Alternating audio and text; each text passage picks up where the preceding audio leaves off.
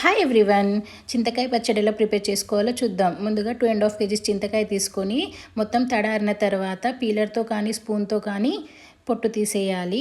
మొత్తం చింతకాయ డ్రై అవ్వాలి. డ్రై అయిన తర్వాతనే స్పూన్తో కానీ పీలర్తో కానీ తీసేసి 2.5 కేజీ చింతకాయ తీసుకున్నాం కాబట్టి పొట్టు తీసిన తర్వాత 2 కేజీస్ అవుతుంది.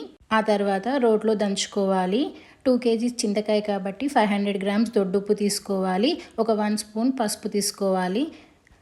ఇలా మొత్తం దంచేసుకోవాలి. ఇలా దంచిన తర్వాత మెత్తగా అయిన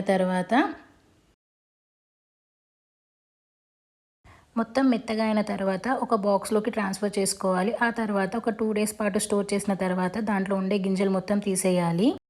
2 కేజీస్ పండు మిర్చి తీసుకొని మిక్సీ జార్ తీసుకొని 500 గ్రామ్స్ ఎల్లిపాయ, 500 గ్రామ్స్ దొడ్డుప్పు యాడ్ చేసి 2 స్పూన్స్ మెంతి, 2 స్పూన్స్ జీరా యాడ్ చేసి పండు మిర్చి యాడ్ చేసి కొంచెం చింతకాయ యాడ్ చేసి గ్రైండ్ చేసుకోవాలి. అంతేనండి, చింతకాయ పచ్చడి రెడీ.